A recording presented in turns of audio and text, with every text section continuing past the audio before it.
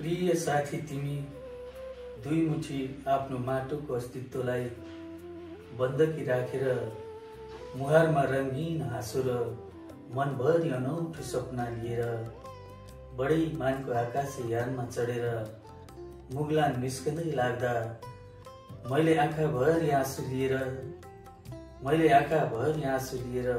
बिदाईको हात हल्लाउँदै अन्तिम पटक भनेको थिएँ, साथी मलाई नबिर्सनु है।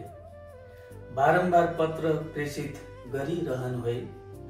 तिमीले धार्नीको मुन्टो हल्लाउँदै नभुल्ने कसम खाएका थियौ।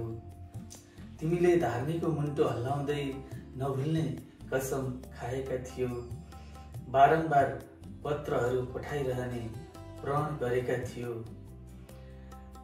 बारम्बार पत्रहरू पठाइरहने प्रण गरेका थियौ। साँच्चै भन्नुपर्दा वचनका तिमी पक्का रहेछौ। साँच्चै भन्नुपर्दा वचनका तिमी पक्का रहेछौ। पत्रहरू पठाइ छाड्यौ।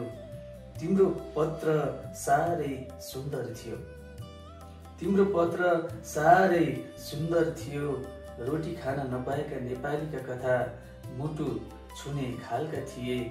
खाडी मुलुकमा कुल्ली काम गर्दा खेप्नु परेका व्याथा पीडा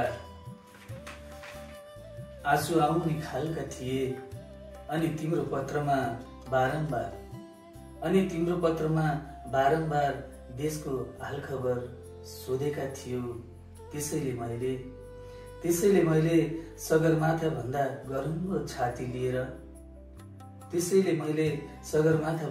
गरुङ्गो छाती लिएर हृदयमा दुःखको कठिन पहाड लिएर देशको हालखबर लेख्दैछु साथी।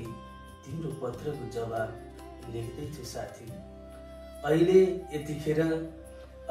यतिखेर मेरो देशको घाम आकाशमा छैन, धरतीमा ओर्लिएको छ। अहिले यतिखेर मेरो देशको घाम आकाशमा छैन, धरतीमा ओर्लिएको छ।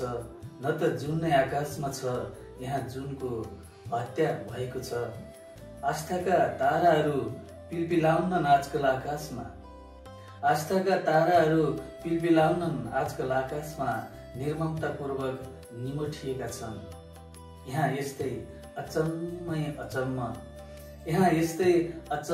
अचम्म हुने गएको छ साथी। खै किनै लेख्नु र यस्तो बेखबर साथी। केवल चुपचाप हेर्ने र सहने काम भएको छ। यी सबै जाल झेल र करतुतहरू टुडु हेरिरहेछु म आजकल। यी सब जाल झेल र करतुतहरू टुडु हेरिरहेछु म आजकल। त्यसैले हाँसेर पनि हरपल आँसु पिइरहेछु म। बाँचेर पनि आफैभित्र हरदम मरिरहेछु म।